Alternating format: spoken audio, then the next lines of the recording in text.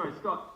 For quite a few years, the Springboks have been ranked higher than Australia. They won the last World Cup, but the Wallabies seem to have the wood on them. And why do you think we've performed so well against South Africa and maybe not against some other teams? Is there a match-up there that just suits us?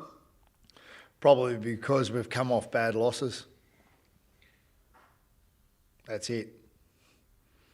What do you mean by that? Last year in Perth we had our pants pulled down. Argentina too, same deal. So the timing, I suppose, if you're a Box supporter, isn't great. I don't think it's any reflection on the Box at all. Okay. Is there not something you think our game matches up a little better against them? Oh, look, there's intricacies, but I'm not about to talk about those. You guys are the experts. You go and work it out. So looking at that attack from last Saturday, I mean, you have one try where your loose head prop is throwing a long ball for your fly half to go through a gap. Another try where, it's set up by a couple of forwards with short hands, putting them through gaps. Have you seen that sort of progression where, 1 to 15 could be playmaker? Do you think that's kind of been one of the big sort of strengths and work-ons of this Wallabies team over the past, say, 12 to 18 months, in your opinion? Oh, look, I think it's indicative of the whole system within Australia at the moment. So the States, I know the States have worked really hard on the skill levels as well as the fitness levels of players. So whilst we've worked really hard on it, I don't think we can take all the credit. I think you actually have to go back to the States, the Super Rugby teams, and commend them on their programs and the way that they've, I suppose, we've integrated together. I guess sort of having that integration at that state level, when you get to a Wallabies camp where you have a couple of weeks to just kind of drill it in, does it make it a lot easier now to kind of run the type of plays and the type of attack you want to, as maybe compared to in the past? Look, it definitely makes it a wee bit easier. Yeah. But once again, during the season, we're sort of sharing ideas. I think that's another one from a coaching point of view where we're all growing. So, I go to the States and every time I walk away, I've learnt something. So it's, it's a double-edged sword. So the players, the skill level has improved, as you can see by the results against the Kiwi teams in the Super Comp. But from a coaching point of view, we're always walking away a little bit wiser talking to those state coaches. I guess with solid through his defensive capabilities and all that, they can play like Marika from an attack and catch perspective. When you have such a weapon, it's sort of how invaluable is that when you're trying to plan a set plays to just have someone who's his type of energy, his type of explosiveness, that that can go for the full 80 minutes at your disposal? Yeah, look, he's pretty amazing. Having said that, I still think that there's bits where if you really look at the efforts of other players, what their I suppose the cameo that they provide for Marika then to express himself, I think that there's a lot of unsung heroes. So you look at Marika's try and you look at the two forwards who were folding around on that phase when there wasn't a South African forward in sight, and that was Arnold and McWright. They're doing their jobs. They're working hard. They're working harder than other teams. So that's an area that we've got to consistently get to, and that's a goal of ours. Scott, have you ever seen the international game as close as it is at the moment? No. And just from is that an enjoyable aspect? Probably makes it hard for coaches and teams. Yeah, it makes it difficult for coaches, but it's good. It actually means that coming into the next World Cup, there's every country in that top 10 has a chance. So, the results are so varied, the styles are varied. It's an exciting time. So it's good times for rugby. It's Joseph Suwali's been talked about in recent hours and the last day or so. He's not going to be, Australian rugby program for at least a year. But you having your rugby league background, can you what kind of skill set and what kind of player would a Joseph Suwali, what would he add to rugby or a Wallabies in a year or so's time or 2 years? Oh, look, I mean, if he chose to come across and if he chose to come across, he'd potentially fit in. But I don't want to take away from guys like Kellaway, Wright, Vunivalu, Campbell, Marika that are here, because those guys are damn good footballers. So I think that by entertaining any of this, and look, I've not spoken to him. I don't know him from a bar of soap.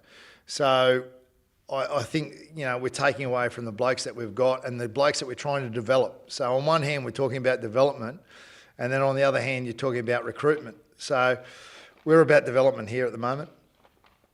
Speaking of development, Sully Vunivalu, Dave said last week that it's probably more a spring tour sort of thing. Can you just tell us about his development and how he's tracking?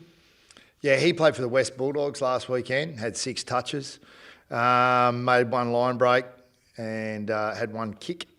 That's it. There's his stats. So if you want to watch him run around, I think he's playing a semi-final this weekend for the West Bulldogs if he is not selected. So essentially what you're trying to say there is that you need more out of Sully. You need more work rate, need more... No, not necessarily. I'm just quoting the way the game went. The bloke on the other wing, he got heaps of ball. So it's just the way the game went. But it just shows that we're tracking everything they do. So, the players from last weekend, Wilson played, Campbell played for UQ, scored 1 try, had a couple of try assists. We're watching everything that they do. Through the A program, we're trying to expand the amount of games that we get for our I suppose, our top flight rugby players. Last couple for Scott, please, guys. Scott, you mentioned how Christy asked you how close the things are at the moment, and it feels like the tournament, the rugby championship's never been as close as it is currently. You'll be focusing one game at a time, but does things like letting that bonus point slip on Saturday become more in focus as this tournament comes to an end? Oh, look, yeah, it does. I mean, you're filthy that you missed that point. You're absolutely livid. We were really disappointed with that last sort of 8 to 10 minute period, and we had chances there. Even when it was 3 tries to 1, we had another chance to off a set piece to do something. So once again, that's another part of our development as a team. We've got to be a little bit more cutthroat, a little bit more ruthless in that regard. So it's definitely something we've spoken about and we've worked on.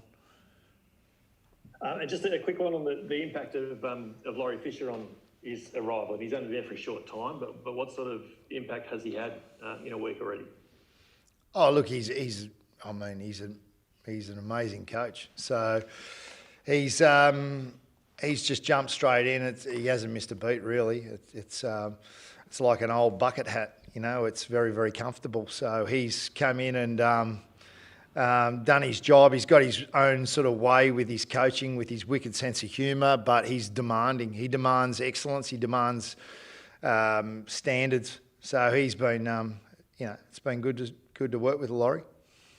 I know you haven't got him a bucket hat yet. Are you going to find him one this week? We're trying. Terry toweling. So you never know. There's a couple of caps lying around. I might sort of hack them to pieces and then whack the Wallaby logo there and a bit of Cadbury and ASICs over here somewhere. Anything else pressing for Scott, guys? Yeah, I've got one. Was he just with Noah Alessio? Dan was on in your spot this time last week talking about wanting to just be solid, to do his job and to kick the ball in the right areas and game manage. A, did you think he did a good job in that? And B, how have you seen him as far as kind of his mental application as a bloke who's been in and out of the team, being able to come back into that important spot? Yeah, okay. Well, first one, Pato, is how do you think he played? Thought he played well, yeah, but you're the coach, I'm not. No, that's true, mate. But, you spent a couple of weeks with us in Argentina. It was good. I just wanted to hear your opinion. I don't get paid as much as you, Scott, so that's why we ask you the question. You journos are always crying poor, the whole lot of you. I can see you all smiling too. All right, let's get on with it. I thought he was solid. He did his job. There's areas that we can still touch on there with Noah. The most impressive thing for me was when we scored that first try with McWright if you go back 2 phases beforehand and you look where Noah is, he's connected to the forwards, but the authority that he had with telling him what he wanted, how he wanted it, and was organising, that to me was the most impressive part of his game. I enjoyed that because he, whether you're right or wrong, if you're demanding things, commanding things, then blokes are going to show up for you. So, yeah, look, he's got, there's a fair bit. We're always trying to develop with Noah, but look, it was a good fresh start back, I suppose. He's been entitled maybe to kick stones if he was that sort of guy from missing teams and stuff. But what have you seen from him as far as his work in Argentina, for example, when he's not in the team? Is he got a good head on his shoulders? Yeah, look, the one thing that we wanted from Noah is to be a bit more aggressive because he's such a nice bloke. And as a coach, that's what I want. I want him to be filthy if he's not selected. I want him to come to me and go, well, why? How are we going to do this and what are you going to do for me? Because that's my job. Just to have that, and it's not being rude, but just definitely in that role as a player who touches the ball than most players in the team, he has to have that authority and that command. And to do that, you actually have to practice it daily, talking in wants and needs.